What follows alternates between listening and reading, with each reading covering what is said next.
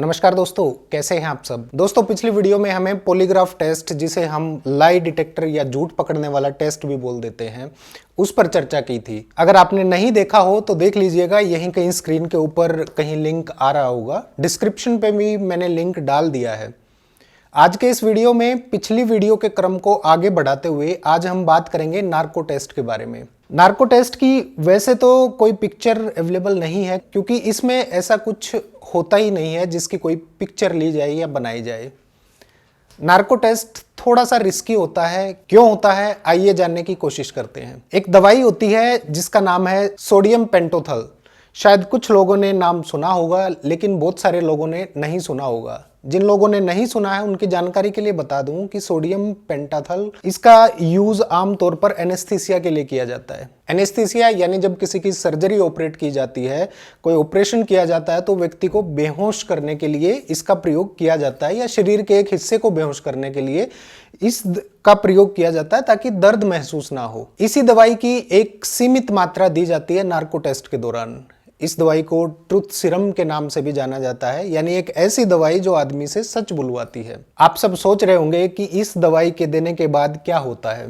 यह दवाई देने के बाद व्यक्ति एक खास अवस्था में चला जाता है, जिसे हिप्नोटिक स्टेट कहते हैं। हिप्नोटिज्म का नाम सुना होगा आप सब लोगों ने, यानी किसी ने आपको सम्मोहित कर लिया है।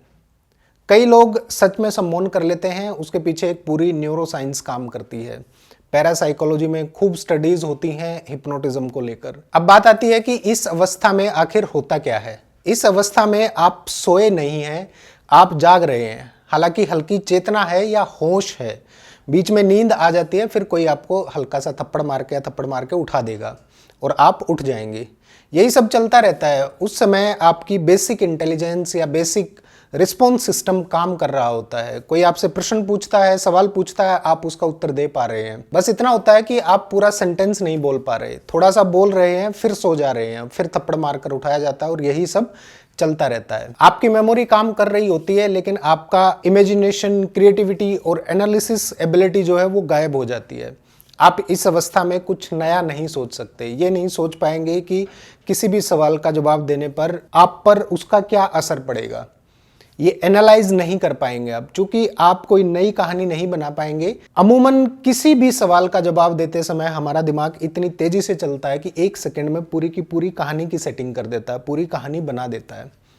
किसी बच्चे से पूछकर देखिए कि बेटा कहाँ गए थे, 1 सेकंड में पिंकी का नाम बदलकर पिंकू कर देगा। वहीं अगर ये इंजेक्शन लगाकर पूछेंगे तो वो फटाफट सारे नाम बता देगा, क्योंकि वो ये नहीं सोच पाएगा कि इतने सारे नाम बताने के बाद उस पर उसका क्या प्रभाव पड़ेगा।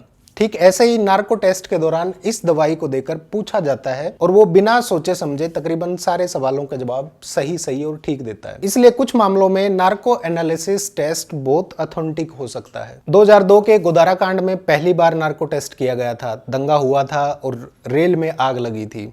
जो लोग रेल में आग लगाने के आरोपी थे, उनका नार्को टेस्ट हुआ था, जिसके बाद कई और मामलों में इस टेस्ट का सहारा लिया गया था। आरुषि हत्याकांड का नाम आप लोगों ने सुना होगा। उसी पर 2015 में एक फिल्म आई थी, आरुषि हत्याकांड तलवार करके। उसको देखिएगा, उसमें नार्को टेस्ट पूरा होता हुआ दिखाया गया है, जो कि आरुषि के फादर के 3 स्टाफ मेंबर्स का हुआ था। इसको लेकर विदेशों में भी फिल्म बनी थी, शायद गिल्टी नाम से आई थी, और इंडिया में ये जो तलवार नाम है, इस नाम से आई थी ये फिल्म। दोस्तों एक बात जान लीजिए कि नार्को टेस्ट से बचना लगभग नामुमकिन है। आप पॉलीग्राफ टेस्ट में इमोशंस को कंट्रोल करके रिजल्ट्स को प्रभावित कर सकते हैं, लेकिन इस टेस्ट में ऐसा कुछ हो ही नहीं सकता, क्योंकि आपके कंट्रोल में कुछ है ही नहीं। तेलगी नाम का एक मामला था, शायद बहुत कम लोगों ने सुना होगा। 1980 और 90 के दशक में अब्दुल करीम तेलगी नाम के इस शख्स ने स्टाम्प पेपर का घोटाला किया था। लगभग कई 100 करोड़ रुपए का घोटाला था। वो नकली स्टाम्प पेपर बना के बेचता था, और कई बड़े बड़े राजनेताओं का हाथ भी उस पर बताया गया। अरेस्ट हुआ, हालांकि बाद में उसकी डेथ हो गई। उसका नार्को टेस्ट हुआ, और उस टेस्ट में उसने 2 बड़े राजनेताओं के नाम उगल दिए। बेहोश था, इसलिए कंट्रोल नहीं कर पाया। प्रश्न पूछा गया कि और कौन कौन लोग तुम्हारे साथ शामिल थे, और उसने नाम उगल दिए। हालांकि जांच एजेंसीज उन नेताओं पर आरोप साबित नहीं कर पाई, इसलिए नाम लेना ठीक नहीं होगा कौन कौन नेता थे। ये सब होने के बाद आप गूगल कर लेना, पता चल जाएगा। ये सब होने के बाद पूरे देश में तूफान मच गया, नेताओं के नाम को लेकर नहीं, बल्कि इस टेस्ट को लेकर कि ऐसा टेस्ट क्यों हुआ। जाहिर सी बात है कि ऐसा टेस्ट नहीं होना चाहिए जिसमें बड़े लोग, नेता लोग फंसते दिखाई देते हों। एक मजेदार बात बताता हूं आप लोगों को, इतना बवाल मचने के बाद भी इस केस में किसी को सजा नहीं हुई, क्योंकि नार्को टेस्ट में कही गई बातें एविडेंस के तौर पर एडमिसिबल नहीं होती हैं। क्यों नहीं होती हैं आगे बताऊंगा, जुड़े रहिए इसी क्रम में। इस तकनीक का एक और सबसे अच्छा प्रयोग हुआ था कसाब के मामले में। कसाब याद है ना, 26/11 में जो मुंबई में आतंकी हमला हुआ था, हमला करने वाले ग्रुप में अजमल कसाब अकेला सर्वाइवर था। उसने कई सारी इंपॉर्टेंट बात रिवील कर दी थी इन्वेस्टिगेशन के दौरान। ऐसे केस में पुलिस सीधा बोलती है कि भाई देख, तेरा मरना तय है, तुमने हमारे देश के इतने नागरिकों को मारा है, तुम्हारी टीम के सारे लोग मारे जा चुके हैं, बचोगे तुम भी नहीं। हाँ, अगर कोऑपरेट करोगे तो फिर भी कोई चांस बन सकता है बचने का। अब इतने बड़े केस में फंसने के बाद जब सामने वाले को मौत सामने दिखे और उसको एक चांस की बात बोली जाए तो तकरीबन लोग इंफॉर्मेशन रिवील कर ही देते हैं। हालांकि उसके बाद भी उसका नार्को टेस्ट किया गया था। टेस्ट कंडक्ट करने का कारण था कि शायद कोई इंटरनेशनल लिंक हाथ लगे आतंकवादी ग्रुपों को लेकर, या किसी और पाकिस्तान की या ISI की इन्वॉल्वमेंट को लेकर। और दावा भी किया गया कि टेस्ट के दौरान बहुत ही क्रूशियल इंफॉर्मेशन मिली और उसके द्वारा बताई गई बहुत सारी इंफॉर्मेशन की तस्दीक भी हो गई कि उसने सही इंफॉर्मेशन दी है। ये ऐसे फेमस केसेस थे जिसमें नार्को टेस्ट हुआ। नार्को टेस्ट की वैलिडिटी को लेकर एक जनरल परसेप्शन है कि नार्को से बचना नामुमकिन है, बशर्ते क्वेश्चनियर ठीक से बनाया गया हो और क्वेश्चन पूछने वाला सही व्यक्ति हो। आंसर की रिपोर्ट तैयार करने वाला व्यक्ति समझदार होना चाहिए, नॉलेजेबल होना चाहिए। अगर ये सब सही है तो इस टेस्ट से बचना लगभग नामुमकिन है। नार्को टेस्ट को लेकर एक सबसे बड़ी दिक्कत ये है कि टेस्ट थोड़ा सा रिस्की है। वैसे तो एनेस्थीसिया बहुत ही कम लिया जाता है, यूज किया जाता है इसमें, लेकिन उसमें जान का खतरा नहीं होता। लेकिन एक प्री एजम्पशन है कि हर एनेस्थीसिया को झेलने की हर व्यक्ति के शरीर की अलग अलग कैपेसिटी होती है, इसलिए डॉक्टर पहले पूरी स्टडी करते हैं।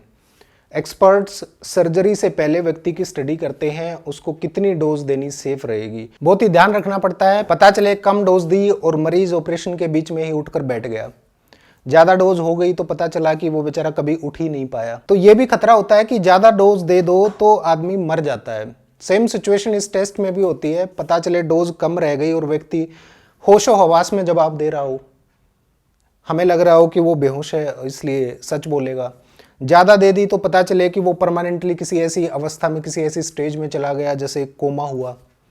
ये भी खतरा होता है, इसलिए रिस्क फैक्टर को लेकर थोड़ा सा डर बना रहता है इस टेस्ट में। आई थिंक वीडियो काफ़ी लंबा हो जाएगा, इसलिए इस वीडियो को यहीं विराम देते हैं। अगली वीडियो में हम बात करेंगे ब्रेन मैपिंग टेस्ट के बारे में। बड़ा ही खतरनाक टेस्ट है अपराधियों के लिए। ब्रेन मैपिंग टेस्ट के बाद मैं बताऊंगा कि इन टेस्ट्स को बतौर एविडेंस क्यों नहीं कंसीडर किया जाता।